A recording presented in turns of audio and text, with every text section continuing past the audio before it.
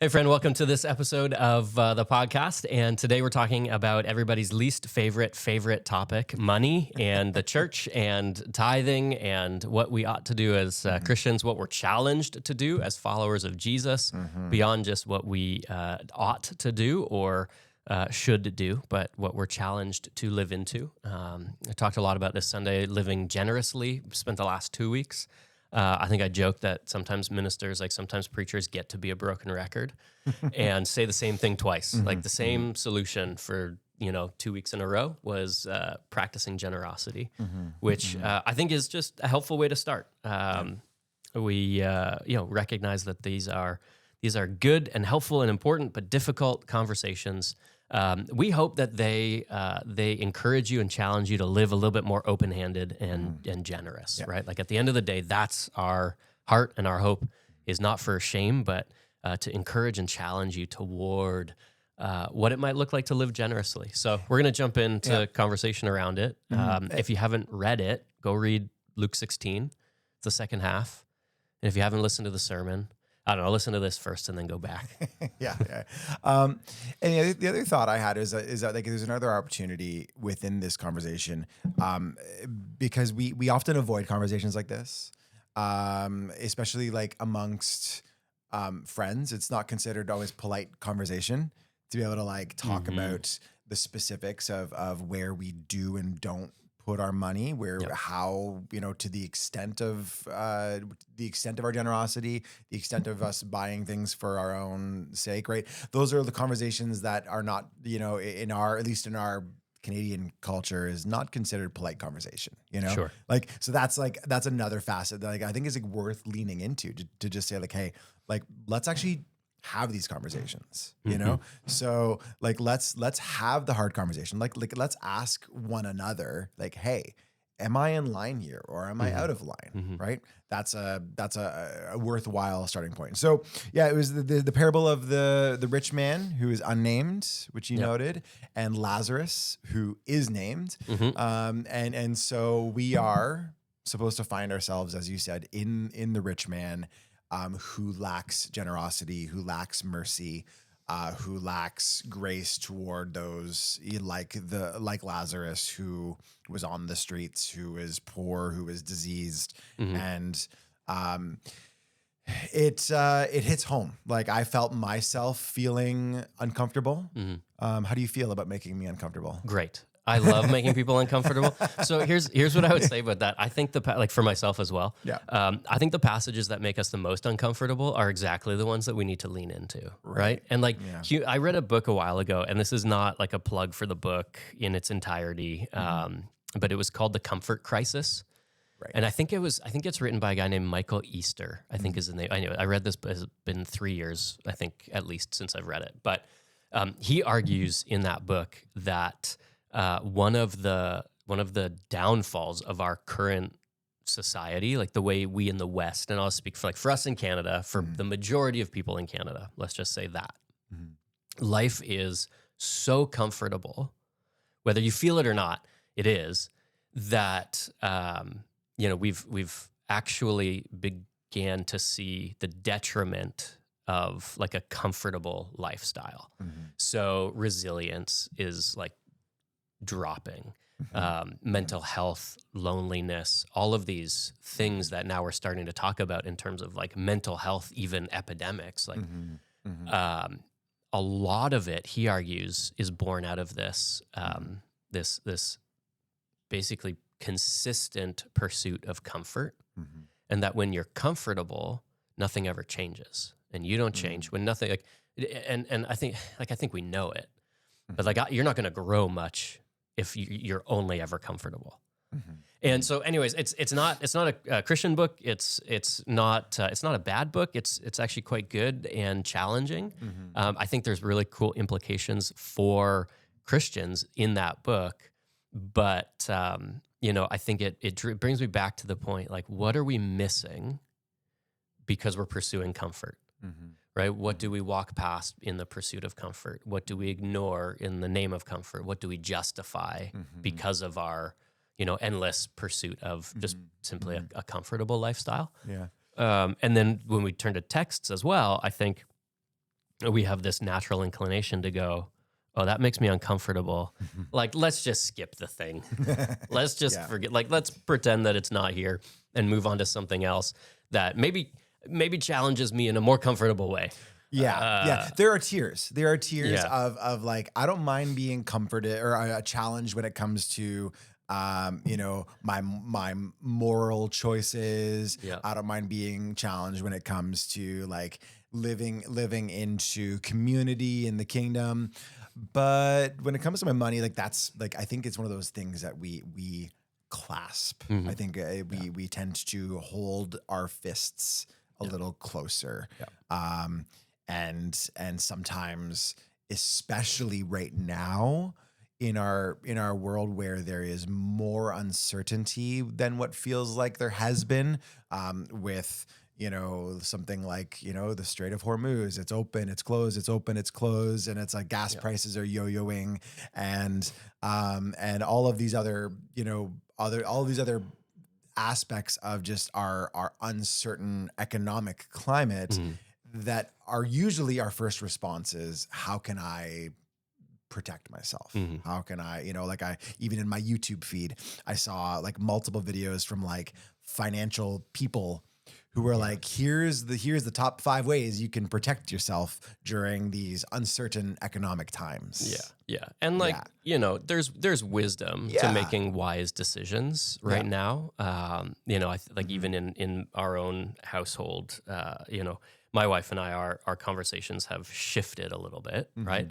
And it's not, I think there's a wisdom to that. It's not, an overreaction to say, you should probably be using this as an opportunity to be even more mindful about how you are choosing to employ your resources, whatever those resources are.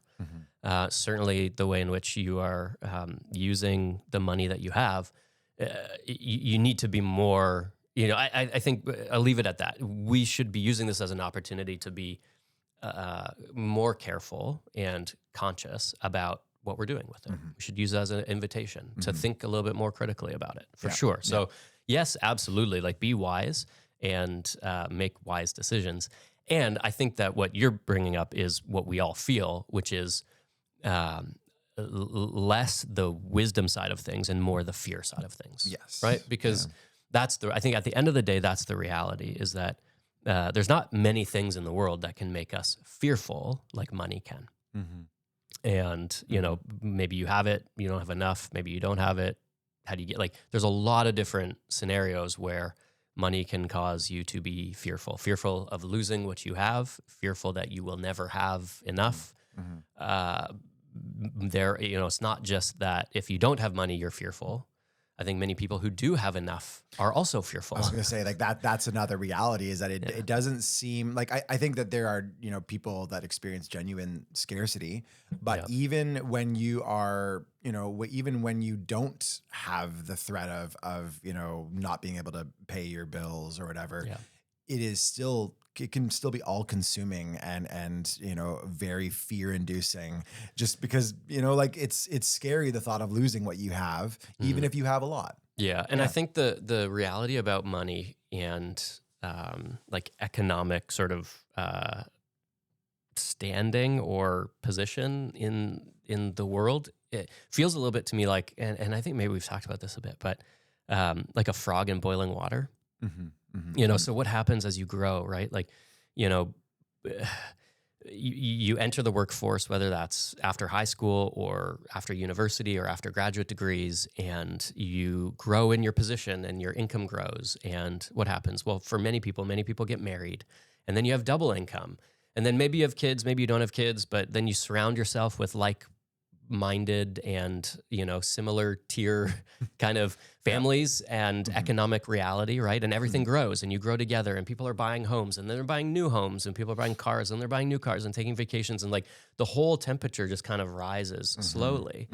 And this is the I'm using air quotes here, this is the expected or typical trajectory in the West, which is you get a job and then you get a better job, and you make some money and then you make more money, and everything scales, and your vacation scale and your spending scales and your your house scales, and the amount of garages you have scales, and the cars to put in them. And like, it's just this endless pursuit of more, but you're not actually even necessarily chasing the more.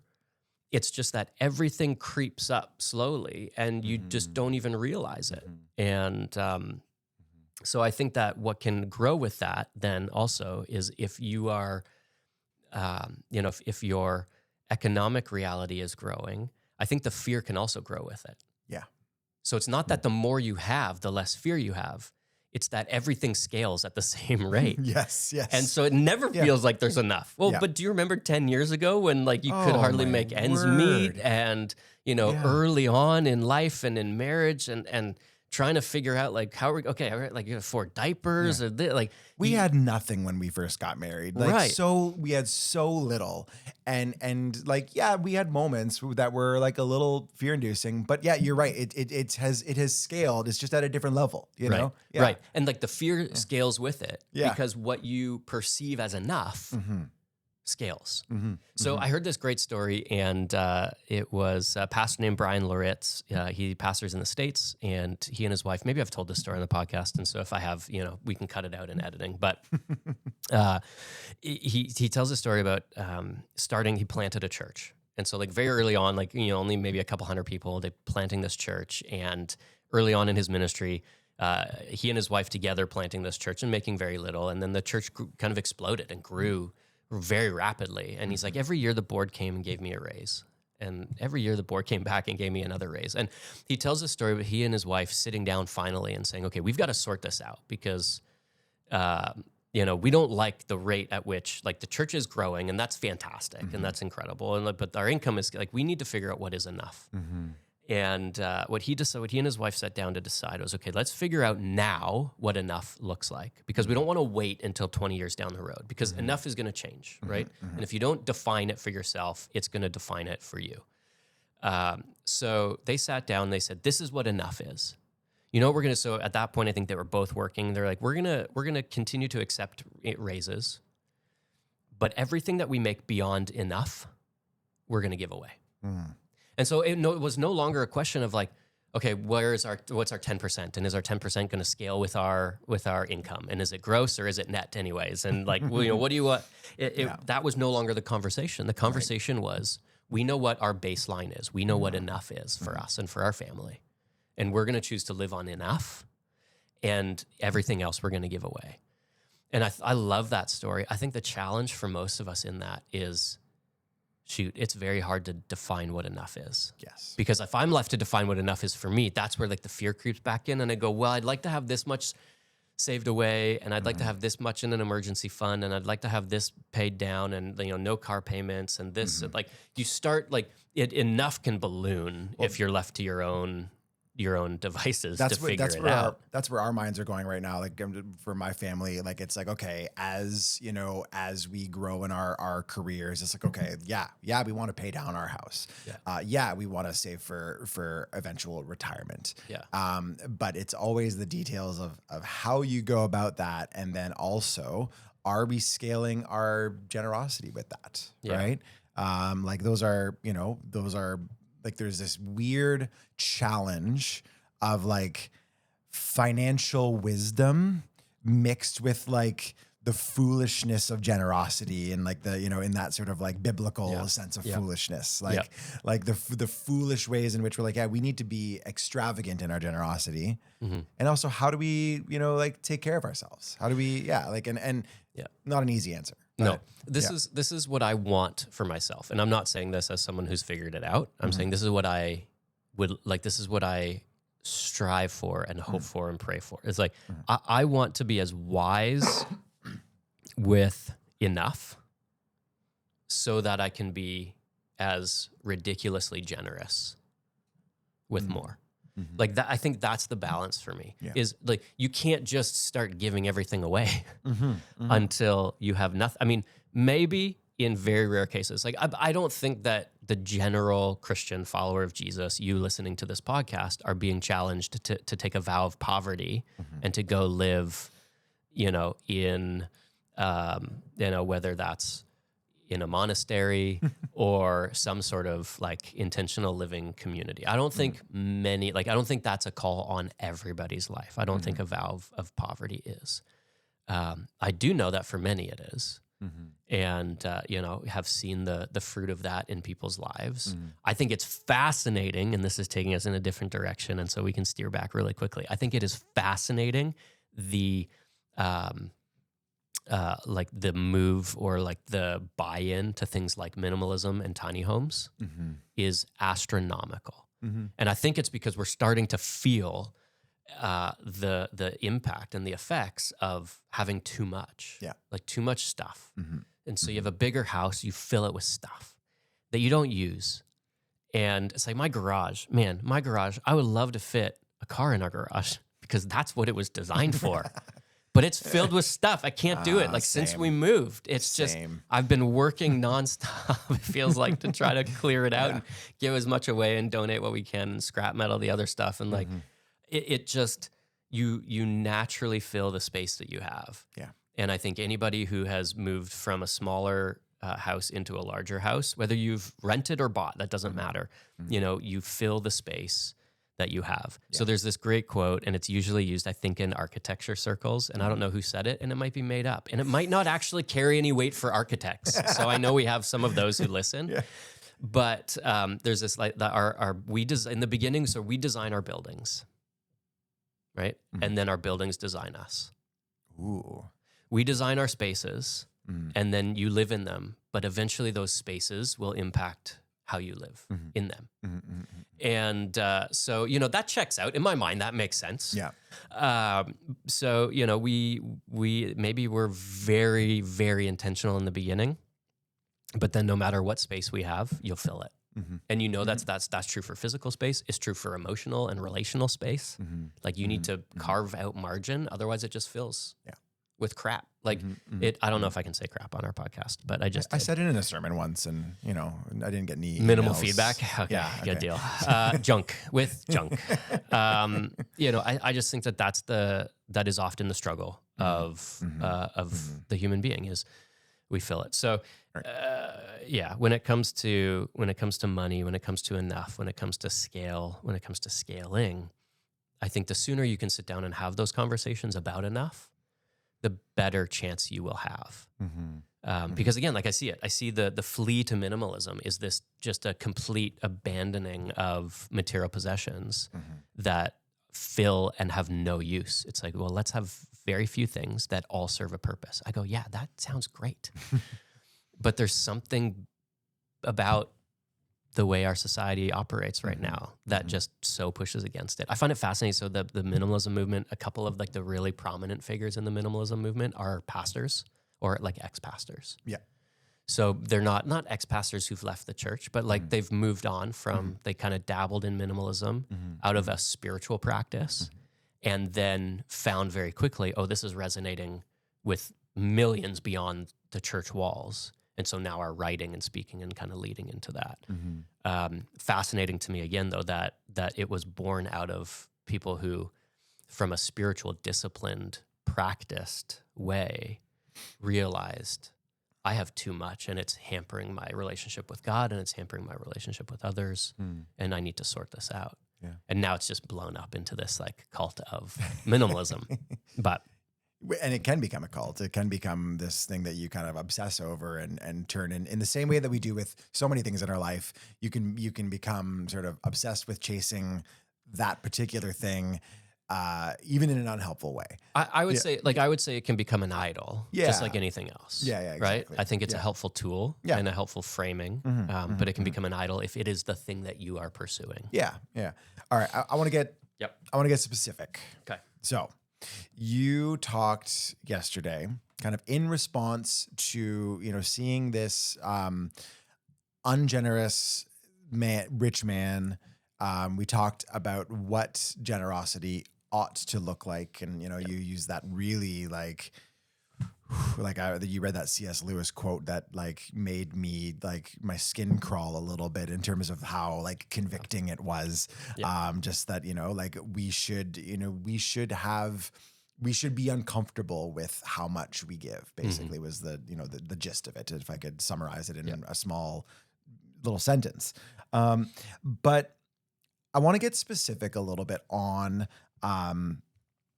the kind of say like 10%, 90%, and say, you talked about 10% as a baseline that works toward obedience, and that some of us need to work toward obedience. That's where we need to get to. Some of us, we need to get to a place where it's like, this is what God has called us toward in Scripture.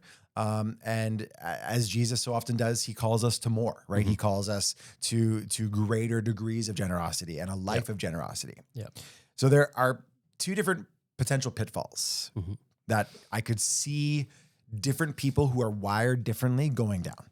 One of those pitfalls could be toward what you could categorize as like legalism. You could say like, I need to get toward my 10%. And once I get to my 10%, I'll start to kind of like, I'll inch toward 11, 11 and a half, 13, 15, whatever. And the more I do that, the more in line I am with God, and the more that God will show his face. You talked about like the Pharisees equating blessing and wealth, and you're almost going to be doing the same thing as you work toward generosity. And so that's, it can become a form of works righteousness in a way. The other potential pitfall veers the other way, in that, yes, we may work toward that kind of that baseline 10%, but we can turn generosity into a non-specific sort of nebulous goal with no real aim. Like we turn surrendering and being generous with all that we have into some sort of like empty platitude. Right. And so like, what's the approach? You talked about intention. So I think that's got to be a part of it. Like, like that our intention needs to be that we're not going to just muster that. We're not going to veer naturally toward generosity. So there needs to be like an intention toward working toward what God would have for us. But just wondering if you could talk about that a little bit. For sure. So a couple different ways, right, to go. I had somebody come up to me after the sermon and said, "You forgot a verse." And I was like, well, I forgot a lot of verses about giving. And, but this individual said, she said, the one that gets me all the time is the line, God loves a cheerful giver. And I go, so like that was what was landing with her, was like, okay, this challenge being balanced with the attitude, right? And I think this is what you mentioned, and this is what we talked about a little bit in terms of intention. And here, the line is, in Jesus's response to the Pharisees, he says, God knows your heart. He's like, you're trying to justify yourselves in front of people, like to one another and to everyone around you. No matter how much you try to justify yourself, God knows what's really going on. And so I think that's the line that, we need to have resonating in the back of our mind. And not out of like a fearful, oh my goodness, God knows my heart, and what if I give out of this wrong intention, right? I just think we need to remember that and use it as a prayer almost to invite God to reorder our intentions. Like, God, help me to do this cheerfully. Because maybe, listen, like, I'll be honest, like maybe some people don't. Maybe, so here's one of the other pitfalls, is that you give 10% because you have to, and you are just unhappy about that. Right? So I would argue like that's a poor intention. And that's a poor motivation to leave it as like, okay, fine, I'm doing this because I have to, right? That's not the heart behind it. So this is why I think we struggle so much with obedience, like that word, obedience, because I don't like being told what to do. Exactly. I don't want to be told what I have to do. So I won't, or I will, but I'll do it begrudgingly. And I think that if that's your heart, like if you know that that's rattling around inside of you, then that's an invitation for you to pray that prayer. Okay, God, you know my heart and you know what I'm wrestling with here. So I need to hear from you on this. Like maybe, listen, I'm not a pastor who's going to say like, every single person has to be tithing 10% all the time. Or like, I don't know, you can't be part of this church. Like that, how horrible of a theology is that? That's why we say, hey, if you're between 0 and 10%, everybody has to start somewhere. Work at growing toward 10%. What does that say? So I said this yesterday and I didn't like unpack it, but what does that imply? It implies that not everybody is. And it also implies that you might be in a season of life where it's very hard to jump immediately to 10% and be like, okay, good, here we go. Work toward getting there, because I think that that's the right thing to do. And I think that there's good biblical basis for it. But if you're going to be fine, I'll do 10% and I'm going to do it begrudgingly and I'm not going to like it. I just think, man, God's going to surprise you. But B, I think that's the conversation that you have to have with God. So like we can take the legalism thing a couple different ways, even on its own. So, you know, I think that's the invitation. Pray because God knows your heart, and invite God to reveal your heart, and invite God to reveal the reasons why you're having a hard time taking this step. And what is it? What is it about what's going on? Like, what is it about the situation or circumstance? What is it about me? What is it about my financial spending habits that makes this so difficult for me to even fathom? But I think the flip side is you get to 10%, and I didn't hammer this point maybe as hard as I could have in the sermon yesterday, which is to say, I think a lot of people get to 10% and they just click off. Yeah. And it's like, okay, fine, I do the 10% and good enough. Like I'm doing the obedience thing.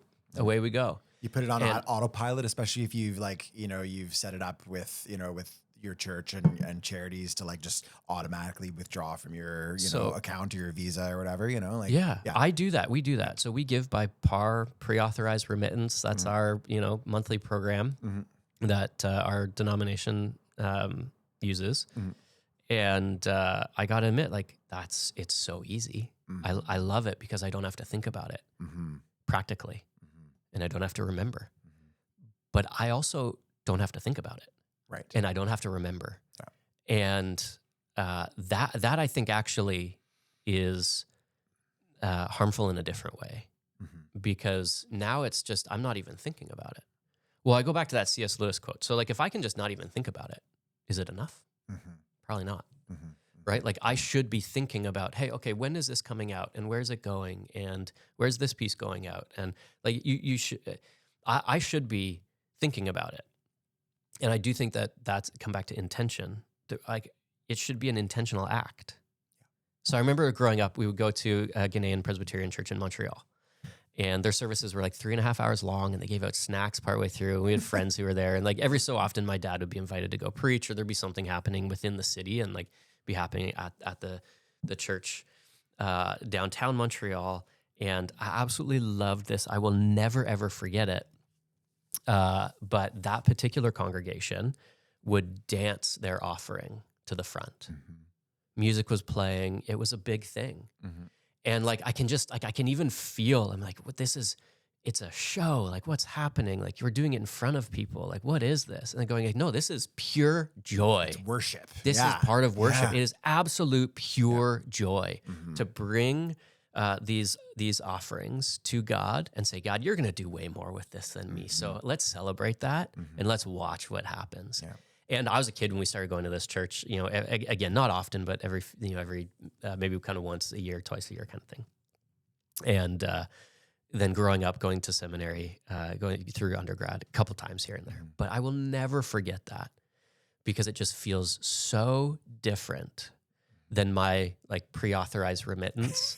Yes. That slips quietly out of my account on, I guess, the same day every week, or every month. And for me, that I will say this as a pastor, we will always have mechanisms to make it easy for you to give, because we want to make it easy for you to give. But there's a theological tension that I feel always about that, because I want this to be an act of worship, like you've said. And I want this to be something that we lean into together as a community. And I want this to be something that we celebrate. And that's hard to do when it happens quietly. This Sunday is, I think, theoretically supposed to be a Sunday where we take up an offering. Maybe we need to talk about the way in which we can up the intentionality for the, anyway, we can talk about that at staff meeting tomorrow or something. Absolutely. I just think, it's helpful to say. So, your two errors, have we covered them? I know like the legalism thing, there you can feel it in a few different ways. Let me just touch on the last piece of legalism that I think you mentioned, which is that the more you grow your tithe into generosity, into offering, then the more God will bless you. So that's the exact way that the Pharisees were living. Yeah. And they were living as though it was an exchange that they could live in and enjoy the comfort of. And, I think if you are, so is God going to bless you for acting in obedience to God in multiple different ways? Yes. We aren't the ones who get to define what that blessing is. And it's probably not going to be material blessing. And it's probably not blessing in the way that you immediately go and think about.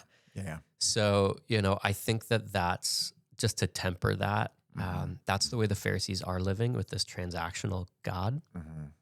And they can enjoy the comfort of their own prosperity. They can give exactly what they want.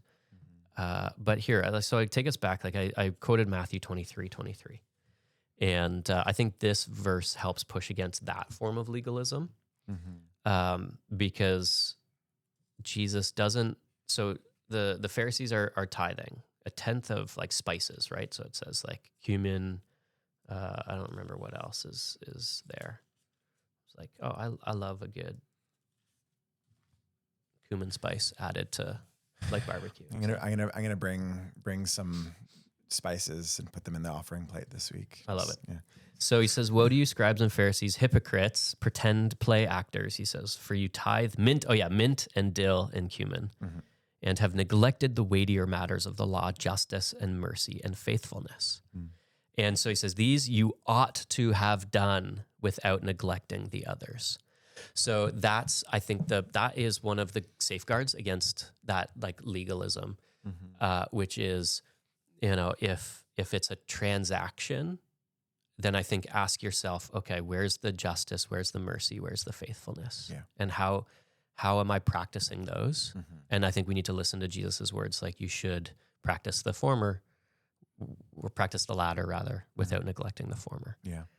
Essentially all he's saying there is you ought to tithe, is what Jesus is saying, and you ought to practice justice, mercy, and faithfulness.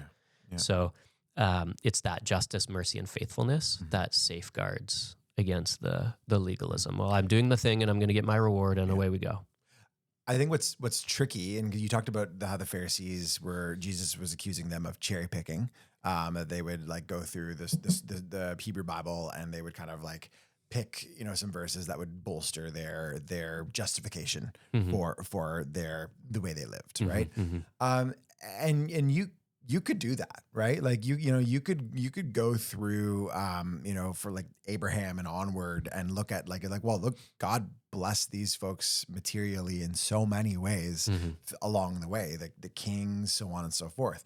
And so you could imagine that it is a genuine theological tension that we run into when you read through the Old Testament. Yeah. So here's where I would say though that the tension doesn't need to be resolved, Right. Because God does say, when you give, I will bless you. And that's true. And that can remain true. I go back to what I said, and I'm repeating myself. I think the danger lies in when we are the ones defining what that blessing is. So that's the piece that we need to check, I think, in our own hearts and in our own minds. That's where community comes into play time over time. And that's where, I would say that if you are listening and you're kind of flying solo right now, if you're single, if you need to get at least one other single person to talk finances with. Yeah. Right. And if you're married, then I think you need to find at least one other married couple who you can talk finances with. And better yet, like get a group of like three or four couples who are willing to go, all right, we're in. I think it's John Mark Comer's book where he talks about $1,000. So if the threshold. If they as a family are going to spend $1,000 or more on a single item of purchase, then they have to check that with another family. They go, that like how practical. That's so good. Now it might not be $1,000 for you. It might be $500. It might be $100. But I think if you're single, you got to find at least one other single person who you can go, okay, my threshold is $500 right now. And if I'm thinking about spending $500 on something, I'm like, can I text you and just run it past you? And you have free reign to challenge me on it. See, that's dumb. Yeah, exactly. Yeah, no, you don't need to do the thing. And hopefully someone that would feel the freedom to challenge and not just sort of like give permission for everything. Like that might be my tendency sometimes, where I just be like, oh, I want that for you. That's great. Yeah. Christians do this all the time. Yeah. We're like, sure, like I'm not going to check it. Cause like I also want to go buy a $500 thing. So if you buy the $500 thing, I'll also buy the $500 thing. And then it's like no money was spent, right? Like it's just bad math. Yeah. But I would say like if you're single, go find somebody else who you can talk finances with. If you're a married couple, go find somebody you can talk finances with. If you're a married couple with kids, then go find another married couple with kids, because I think there's something good about having somebody at the same stage of life as you going, hey, I know your priorities right now. I know what they need to be, because we have them as well. Yeah. Right? Like I know how much diapers cost. I know how much wipes cost. And hopefully my 2-year-old is going to soon be completely out of them, and then I won't know, right? So like there's stages of life that we go through. For somebody who is like empty nesters, still both working, like I probably am not the best person to speak into your economic reality. Yeah. Go find somebody else who is also empty nesters, and like, I don't know, maybe your mortgage is paid off, maybe it's not paid off. Like maybe you're both working, maybe one of you is thinking about retiring. What's that all window? Like go find somebody who can, hey, I'm in it. We're having the same conversations at our house.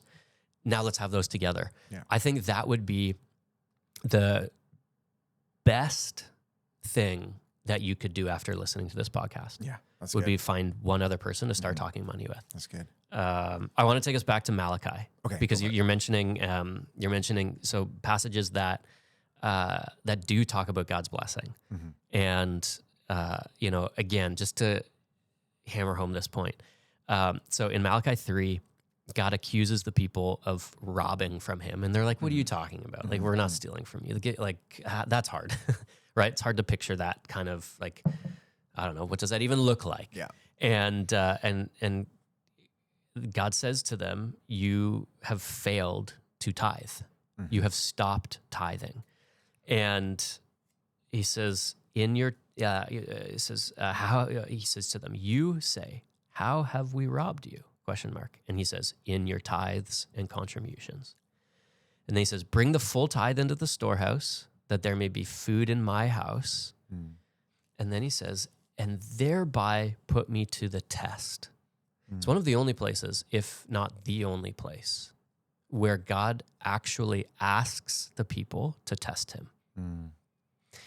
And then he says, test me if I will not open the windows of heaven for you and pour down for you a blessing until there is no more need. And so you can walk away from that verse and go, yep, it says it. If I tithe, I will be blessed. And I just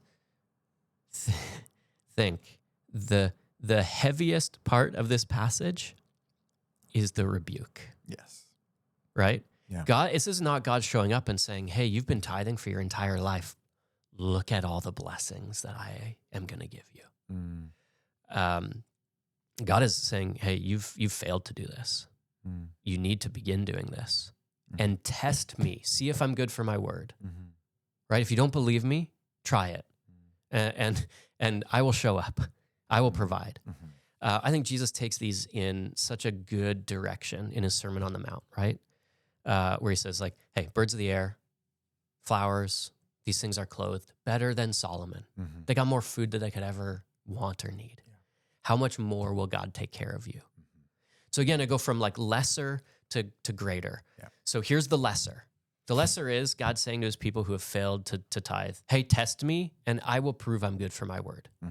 The greater is Jesus saying, look at everything that I've created. Look at everything that is in existence and how God provides for it. How much more valuable are you than all of these things? God will provide for you. So don't worry. Don't worry about tomorrow. Don't worry about what you will eat. Don't worry about what you will wear. Don't worry about what you will what you will drink. Like God will provide these things. That's the greater. Mm-hmm. So again, I want us always moving from these, like from lesser to greater. What is the greater call that Jesus places on the Christian? And I think it's that this is the greater move, right? From Malachi to then like Sermon on the Mount, Matthew. So Mhm. you are the lead pastor of Courtright Church, and you give a message on money. Yep. And a part of that, there is an inherent tension, even in that, of like, you want. We as staff ultimately do want people to be generous toward the church. Yep. Because we believe in what God is doing in this place, and we believe in the mission and vision that God has called us toward to do the work, and that does require resources. There is no easier. There's not a less. There's not a simple way to say that. It's just we need resources, right? Yeah. And so, but one of the tensions I think we run into is that it can feel a little self-serving. Yep. For the the lead pastor to get up there and preach a message about money and say you got to give your your 10%, and I think the implication being give that 10% to the church, and then money beyond that that you would be generous with. Yeah, go to church if you want, or to other charitable donations or whatever. I'm just curious your theology on that, and where you come at that. Yeah. So for starters, I can't preach that message if I'm not tithing. Right. Right. Like I think that's just a non-starter. Yeah. Did the Levites tithe? No, they didn't have anything to tithe, did they? No. They were completely dependent. Yes. Right. Yeah. So, to that point, I don't know, personally in really close measure, but I know pastors who argue, well, I don't need to tithe. Yes. Yeah. And I think that that's bad theology. Yeah. Very bad. And I think it's poor leadership. You can't get up and preach a sermon like that from a place of not also participating in the thing. Mm-hmm. And so I've very rarely, will I talk about, and I didn't on Sunday say, well, we tithe. Right. That wasn't part of the message, and you should too. Right. I think that's a different kind of kind of almost coercive turn. Yes. Yeah. But I'm saying it here in this context, I think because it helps flesh out some of the answer. Yeah. So I say it cautiously. I am kind of guarded in saying it. But I'll say it that way. Like, I can't get up and preach that message unless we're tithing.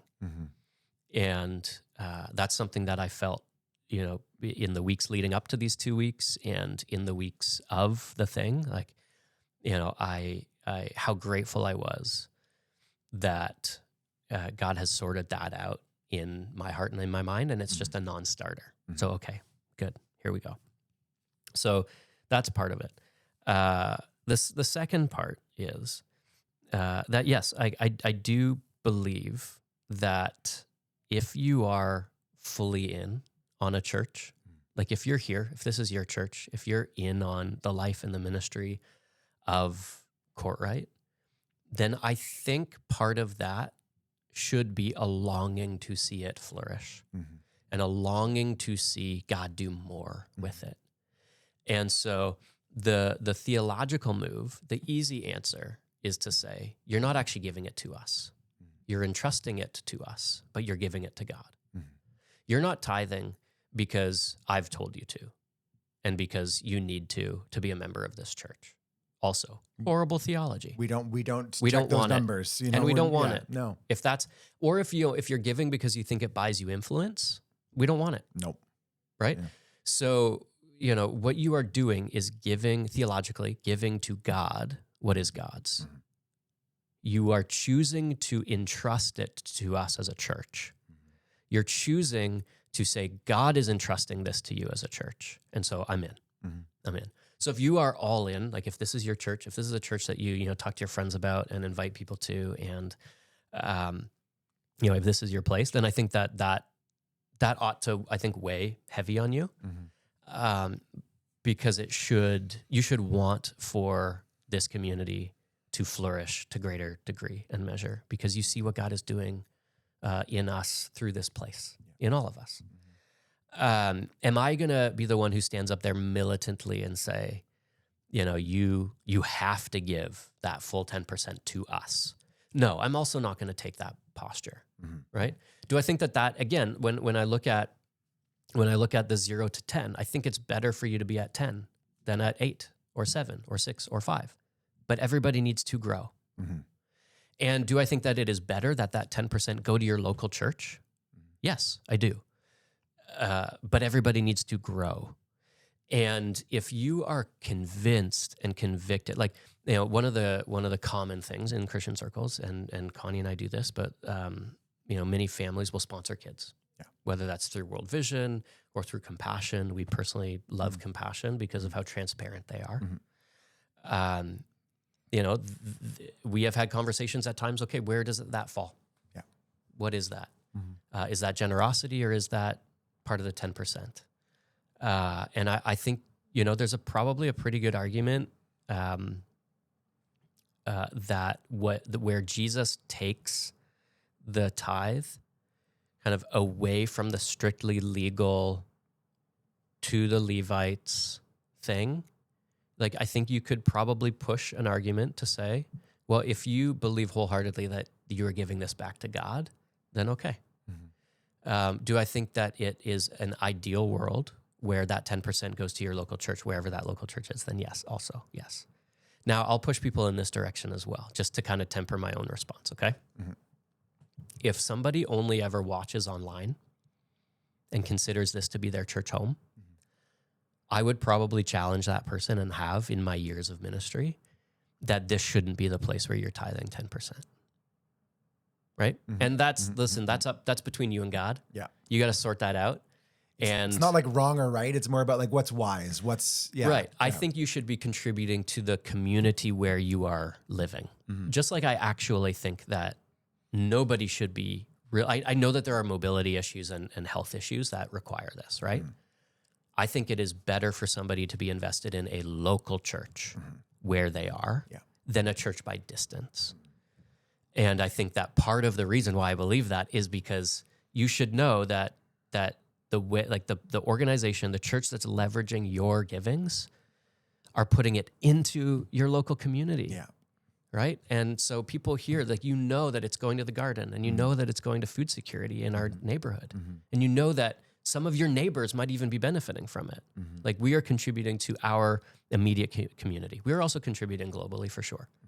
But that a lot of your resources are going to resourcing our immediate community. And I think that there's something beautiful about that, right? We can get so caught up in, what am I going to do for the world? How do you begin to push against all that's happening? And like the horrible things that are going on across the entire globe. How do you begin to do it? Well, you begin to do it by leveraging your resources in your immediate neighborhood to serve the least and last and lost in your neighborhood. And so we've got people who are houseless. We got people who are food insecure. We have people who don't know where another meal is going to come from. And food security for us has been like the primary mechanism to say, hey, we're going to step into the gap, and as much as we can do to put food on people's tables and into their fridges who don't have any, that's what we're going to do. And I think that should be so compelling that someone says, okay, fantastic.